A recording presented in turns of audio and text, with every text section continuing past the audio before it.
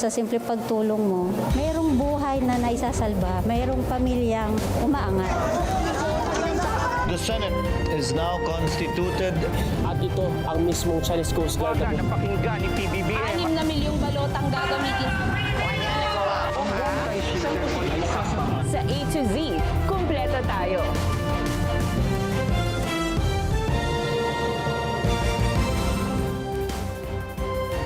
Luzon, Visayas, Mindanao at buong mundo. Ngayon ay Biyernes, May 22, 2026. Ako si Barbie Mulak at ito ang balitang A to Z. We'll enforce the warrant. Pag nakita namin siya, arestuin namin siya. NBI operation para hanapin at arestuhin ang puganteng Senador Bato de la Rosa ikinasa na. Senior citizen na maagang pumila sa tindahan ng murang bigas, patay nang masagasaan ng pickup truck.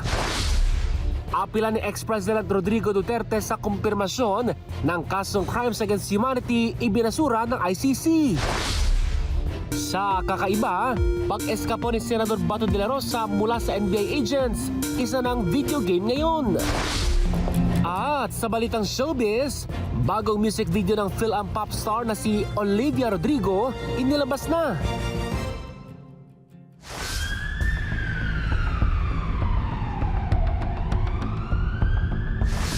Magandang gabi, pambungad sa ating newscast. Ongoing na ang mga operasyon ng National Bureau of Investigation para hanapin at arestuhin ang itinuturing ng puganteng si Senator Ronald Bato de la Rosa. Nananawagan din ang ahensya na sumuko na lang ang senador, lalo't dati naman itong alagad din ng batas. Ang balitang A to Z ni Naomi Almohano. Nagsimula na ang pagtugis ng National Bureau of Investigation sa ngayoy puganteng si Senator Ronald Bato de la Rosa. Ayon kay NBI Director Melvin Matibag, nakahanda silang arestuhin ng senador oras na matunton nila ito. Alinsunod na rin sa direktiba ng Department of Justice na ipatupad na ang arrest warrant ng International Criminal Court. There is an operation being done. There's a dedicated team tracking him to locate him. Siyempre, hinahanap natin siya ngayon. No? We'll enforce the warrant.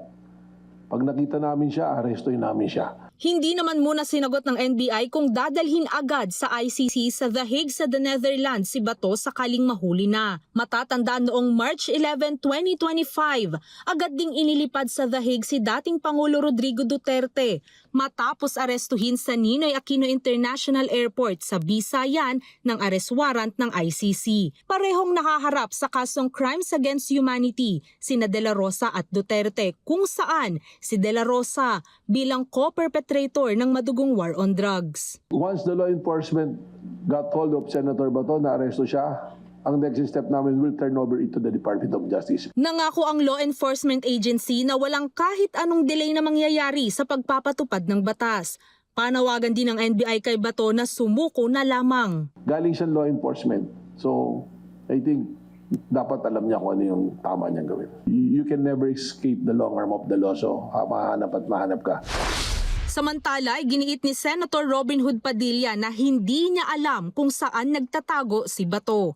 Itinanggi niya rin na siya ang nagpatakas sa senador, pero nang tanungin kung kinukumpirma niyang magkasama silang umalis ng Senado matapos ang putukan noong May 13 at reports na sa sasakyan niya umano sumakay ang senador. Ano ba kailangan sabihin ko doon? Nakita nyo na. Hindi naman AI yun, di ba?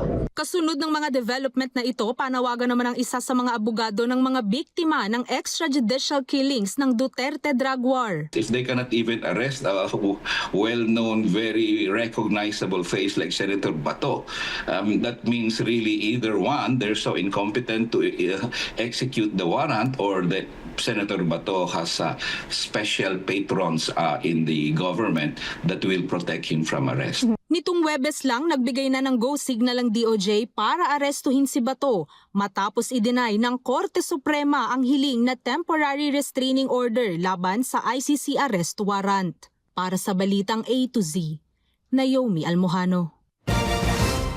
Pinalagan ni Senator Panfilo Ping Lacson ang pinalutang na alegasyon ni Senator Amy Marcos na may plano umanong kunin muli ang Senate leadership upang baguhin ang konstitusyon at i-extend ang termino ni Pangulong Ferdinand Bongbong Marcos Jr. Git ni Lacson, pawang kasinungalingan ang mga alegasyon ni Senator Amy. Ni minsan daw ay hindi nila pinag-usapan sa minorya ang Constitutional Assembly o CONAS. Una na rin itong itinanggi ni Minority Senator Erwin Tulfo. Git ni Lacson, ang tanging nais ng minorya na itinuring niyang Mythical 11 ay ang maibalik ang integridad ng mataas na kapulungan. Nauwi sa trahedya ang maagang pagpila ng isang senior citizen sa tindahan ng 20 pesos por kilong bigas sa Quezon City. Madaling araw pa lang nakaabang na ang mga mamimili pero sa hindi inaasahang pangyayari, nasagasaan ng pickup truck ang biktima na kanyang ikinasawi. Ang balitang A to Z ni Kim Salinas. Ito yung una niyang binangga. Maririnig pa ang daing ng isang matanda madaling araw ng May 20 sa Visayas Avenue, Quezon City. Nakapila para sa pagbubukas ng tindahan ng 20 pesos por kilong bigas ang 73 anyos na si Mang Danilo sa harap ng Department of Agriculture Bureau of Animal Industry nang masagasaan siya ng isang pickup truck. Habang binabaybay nitong Nissan Navara pickup yung kahabaan ng Visayas Avenue, ay nahagip niya yung victim na nakaupo doon sa gutter. Yung victim is dinala sa hospital, unfortunately declared dead at about 5:02 a.m. the same day by his attending physician.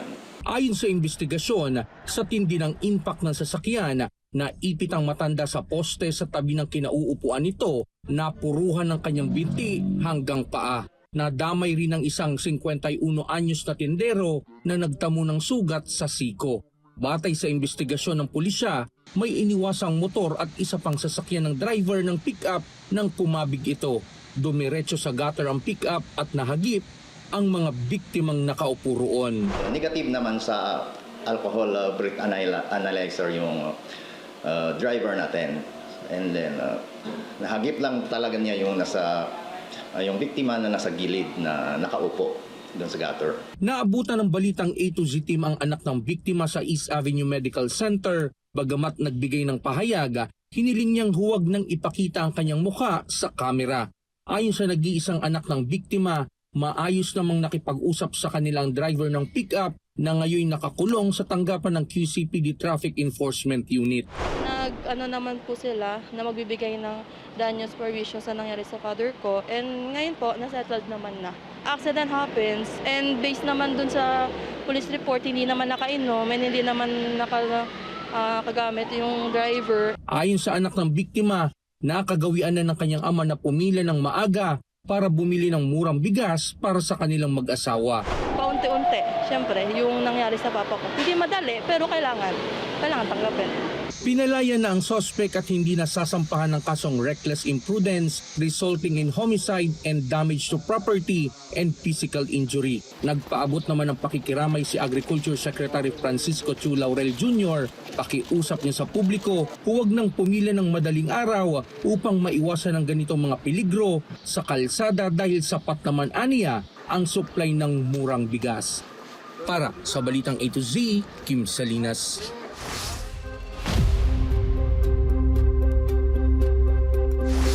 Nananawagan ng House Prosecution Panel sa mga senador na gaganap bilang hukom sa impeachment trial ni VP Sara Duterte na pairalin ang neutralidad at unahin ng ebidensya sa halip na politikal na interes. Ayon kay House Prosecution Panel spokesperson at Kabataan Party List Representative Rene Co, malinaw sa rules ng Senado na dapat manatiling politically neutral ang mga senator judge. Giyit ni Co, may ilang senador na umiiral na ang kanilang panig kaugnay ng kaso pero umaasa pa rin ang kanilang kampo at ang publiko na magkakaroon ng makatarungang paglilitis. Binigyang diin rin ni Co na hamon sa kanilang paglaban sa disinformation at mga meme na nakakaapekto sa pagtingin ng publiko sa kaso. we're still studying the number of witnesses, but for sure, those that we've already gone through the House Committee on Justice hearings, the House Committee at the House Prosecution Panel is entertaining to call on again. No? So for example, we have Madriaga, we have also various officials from government agencies that can testify.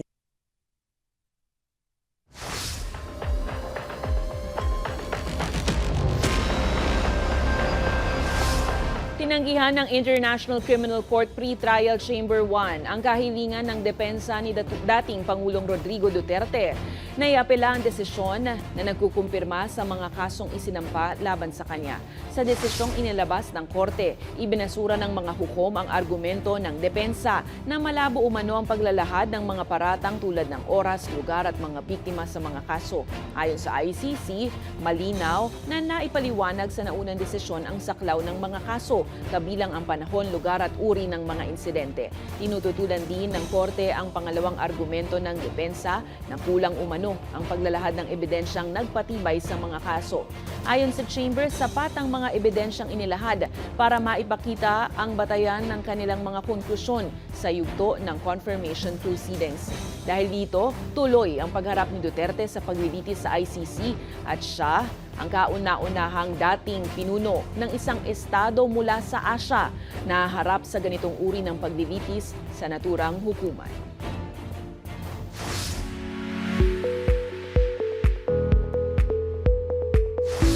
Natuklasan ng Department of Environment and Natural Resources ang ilang biyak na bato limestone frog sa Biak na Bato National Park sa Bulacan. Sa isinagawang biodiversity monitoring activity, namataan ng DENR ang mga palaka sa loob ng Suklib Caballo Cave, malapit sa mga limestone formation sa loob ng protected area. Isang uri ng palakang endemic sa Luzon ang natagpo ang palaka at karaniwang makikita malapit sa mga kuweba at limestone forest. Itinuturing ito na vulnerable habang nakalista naman bilang malapit ng nanganganib na hayop sa ilalim ng International Union for Conservation of Nature dahil po yan sa mga bantang dulot ng pagkasira ng kalikasan.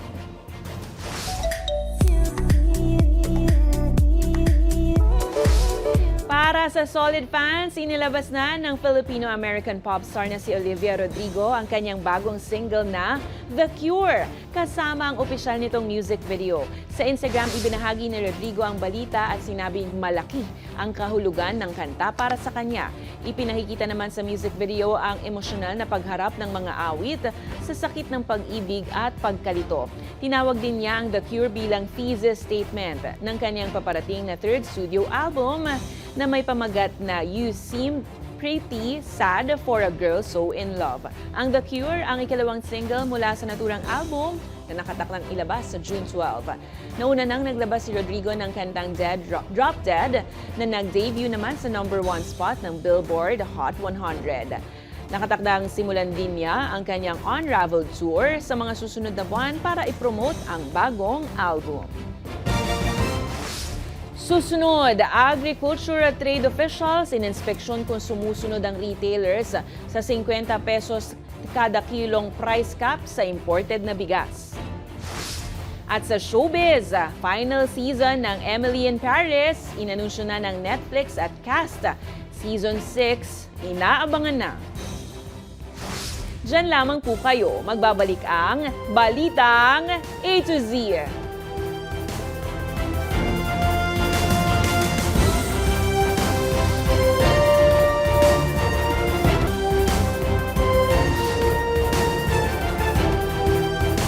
Mga ka-A to Z, kasama ba kayo rito?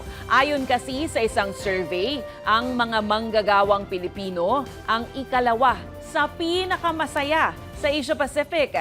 Sa latest Workplace Happiness Index ng online jobs platform na JobStreet, 77% ng mga Pinoy ang medyo o kaya ay sobrang happy sa trabaho.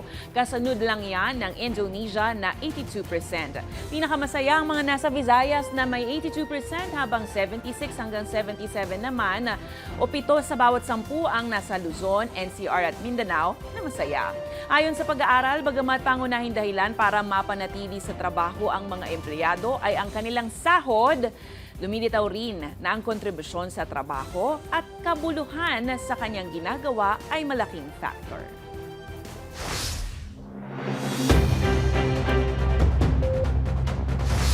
Nag-ikot ang Agriculture at Trade Authority sa isang palengke sa Quezon City matapos makatanggap ng mga sumbong na may mga retailer na hindi sumusunod sa price cap na 50 pesos kada kilo sa imported na bigas. Nakatakda namang ipatupad ng Department of Agriculture sa mga susunod na linggo ang suggested retail price sa local rice na umaabot ng hanggang halos 60 pesos kada kilo sa ngayon. Ang balitang A to Z ni Ace Cruz. Nag-inspeksyon ang pinagsamang puwersa ng Department of Agriculture at Department of Trade and Industry sa isang palengke sa Quezon City. Matapos makatanggap ng report na halos 60 pesos pa rin kada kilo ang bentahan ng imported na bigas. Gayong may umiiral na price cap na 50 pesos kada kilo. Pero sa paglilibot ng mga opisyal, ngayon po wala na. Bagamat sumusunod sa price cap ayon sa ilang retailer, talo sila. May mga expenses pa po yan eh. Hindi lang po basta yung puhunan na yan. May mga dagdag pa po. Mga tracking, mga pinante, mga bayad sa plastic. Baka po pwedeng magdagdag ng kahit 2 pesos lang, kahit hanggang 55. Baka kayanin po namin.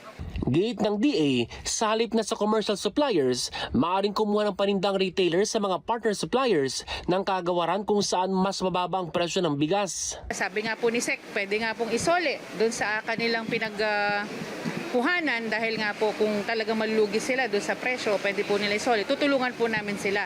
Nakipag-ugnayan na rin ang DA sa suppliers at importers na wag isagad ang presyong ibibigay sa retailers. Dapat sumunod po yung mga suppliers natin dahil kung hindi nila bababaan yon, wala po silang mabebentahan yan dahil nga po sa price cap. Ang ipinatutupad na price cap ay alinsunod sa Executive Order No. 118 ni Pangulong Ferdinand Marcos Jr. batay sa rekomendasyon ng National Price Coordinating Council. Pinirmahan ito noong May 13 at magtatagal ng isang buwan para sa 5% broken imported rice. Welcome ito sa ilang consumer. Siyempre, malaking bagay din yun. Dati 55, ganyan, 60. Hindi nga tumataas ang budget. Sinabi ng DA na mag-i-issue na sila sa susunod na linggo ng mga notice of violation sa mga mahuhuling hindi susunod sa EO. Sa kabilang banda, inaasa magpapatupad din ng gobyerno ng suggested retail price o SRP sa local rice na ngayon ay naglalaro sa 48 pesos sa kada kilo sa well-milled habang hanggang 58 pesos naman sa kada kilo sa premium rice. Para sa balitang A to Z, Ace Cruz. Naglunsad ang National Food Authority ng emergency procurement para sa karagdagang rice milling facilities para mapanatili ang supply ng murang bigas sa ilalim ng Benteng Bigas Program. Ayon kay NFA Administrator Larry Lacson, layunin ng hakbang na mapabilis ang paggiling ng palay na direktang binibili ng gobyerno mula sa mga magsasaka. Sa ilalim ng programa, pinoproseso ang palay para maibenta sa halagang 20 piso kada kilo. Ilalagay ang mga bagong rice milling facilities sa Aurora na isa sa mga lalawigang may malaking produksyon ng palay. Samantala, umaabot na sa 25,000 metric tons ng palay ang nabili ng NFA. Mula po yan Abril hanggang Mayo ngayong taon para matiyak ang sapat na buffer stock ng bigas. Inilunsad ang Benteng Bigas Program noong 2025 matapos questionin ang pangakong 20 pesos kada kilong bigas sa kampanya ni Pangulong Ferdinand Bongbong Marcos Jr. Kami ay puspusang gumagawa ng mga emergency procurement ng milling services para mas mapabilis natin ang paggiling ng mga palay at ito ay may out as Benteng Bigas Mer. Maglalagay tayo ng karagdagang rice milling facilities dito sa Aurora para makatulong tayo doon sa walang putol na supply ng Benteng Bigas.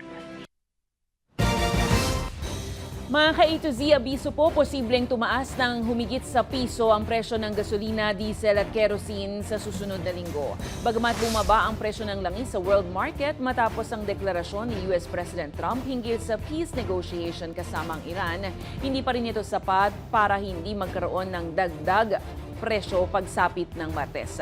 Batay ito sa ika-4 na araw ng trading sa Mina Flats, Singapore. Posibleng magraro sa piso at 10 sentimo ang dagdag sa kada litro ng diesel. Piso at 20 centavos naman ang kada litro ng gasolina na iaakyat, habang nasa piso at 30 centavos ang itataas sa kada litro ng kerosene. Paliwanag ni DOE Oil Industry Management Bureau Director Rino Abad, bumaba ang presyo ng diesel sa world market mula 163 ay $156 na lang kada bariles, kaya posibleng mabawasan pa ang inaasahang taas presyo.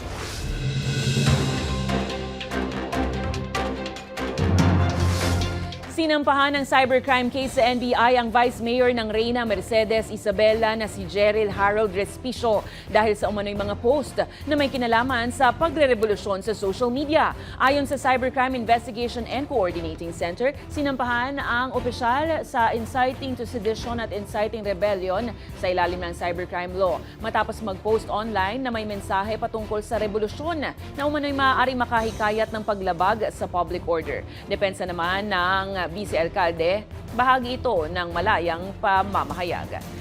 Inirekomenda naman ng Office of the City Prosecutor of Manila na sampahan ng 3 kaso sa ilalim ng Safe Spaces Act si Manila City Councilor Ryan Ponce. Ayon sa resolusyon na inilabas May 12, nag-ugat ang kaso sa reklamo ng kasamahang councilor na si Eunice Castro na siyang nag-akusa ng umano'y tila sexually suggestive text messages at maging inappropriate touching. Iit naman ni Ponce, iginagalang niya ang pasya ng piskalya pero sinabing walang sapat na batayan ang naturang kaso.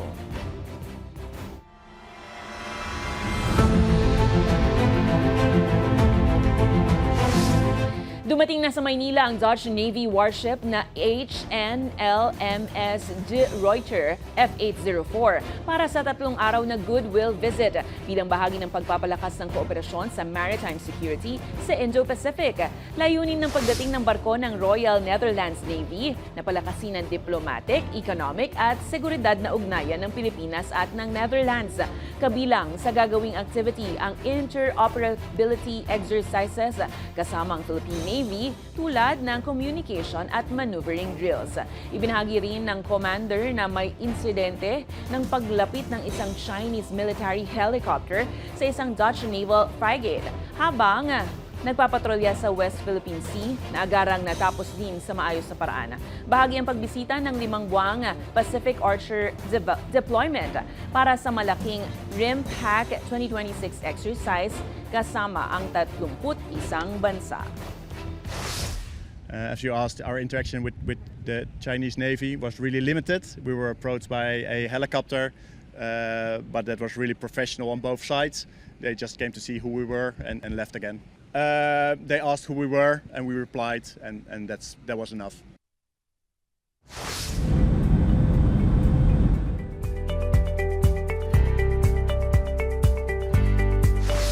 Inaprubahan ni Pangulong Marcos ang pagdagdag ng pag-aangkat ng karne ng baboy sa bansa habang patuloy na tinatamaan ng African Swine Fever o ASF ang lokal na supply. Sa ilalim ng EO 166, itinaas ng pamahalaan ng 150,000 metric tons kada taon ang pinakamababang access volume para sa karneng baboy hanggang 2028. Ayon sa Pangulo, malaki pa rin ang kakulangan sa supply ng lokal na karne ng baboy na nagdudulot ng mataas na presyo sa mga pamilihan at dagdag pasanin sa mga consumer. Layunin naman ng dagdag importasyon na matiyak ang sapat at abot kayang supply ng karneng baboy at iba pang processed meat products habang pinipigil ang lalong pagsilit pataas ng presyo ng pangunahing bilihin.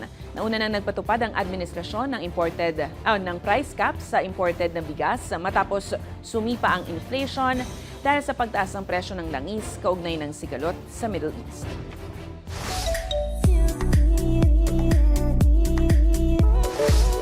Kinumpirma na ng Emily in Paris na magwawakas na ito sa Season 6 na siyang ituturing na final chapter ng kwento ni Emily Cooper. Inanunsyo ito ng lead star na si Lily Collins sa social media kung saan ibinahagi niya na magiging huling epic adventure ng kanyang karakter ang panibagong season na magaganap sa Monaco, Greece at France. Ayon pa kay Collins, buo ang dedikasyon ng cast at crew para sa isang special farewell season.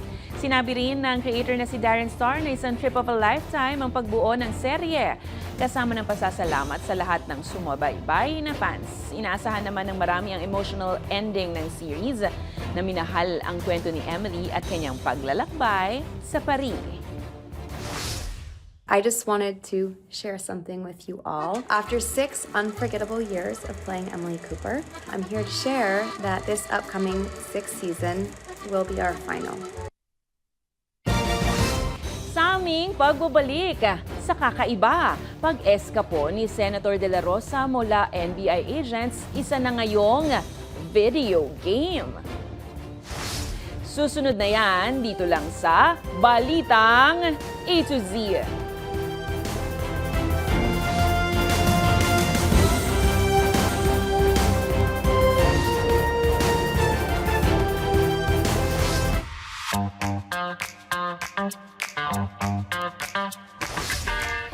Kakaiba ang naging inspirasyon ng isang Filipino app developer para sa isang online game dahil animoy hango ito sa laman ng balita ngayon. Silipin ang Senate Run. Tampok sa larong ito ang cartoon version ni Senator Ronald Bato de la Rosa na tumatakbo sa loob ng Senado. Ang punto ng laro, pahabaan ng distansya nang hindi nadadapa o naabutan ng NBI agents. Hango ito sa viral video ni De La Rosa nang habulin umano ng NBI agents noong May 11 para ihain ang kanyang arrest warrant.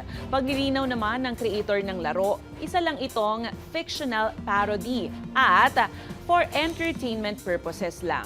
Libre lang laruin ang Senate Run na available sa senate-run.vercel.app. Sa ngayon, sa web browser pa lang ito pwedeng ma-access at wala pa sa App Store o Google Play para sa mobile phones. Kung kayo ay may kwentong kakaiba, mga kwento ng pag-ibig o storya na inspirasyon at pag-asa, maaari itong ibahagi, sumali sa ating Facebook group na Balitang A to Z, panoorin ang replay ng ating programa at sundan ang ating social media pages, hanapin ang Balitang A to Z. Ang ating pabaong quote of the night ngayong Biyernes ay mula sa American essayist na si Ralph Waldo Emerson. Ang sabi niya, bawat paglapastangan sa katotohanan ay isang sugat sa lipunan. At yan po ang mga balita at impormasyon, mga kwentong may dalang inspirasyon na tinutukan ng Balitang A to Z. Ako si Barbie Mulak, maging maalam, makialam. Magandang gabi sa iyo, Pilipinas. Happy weekend!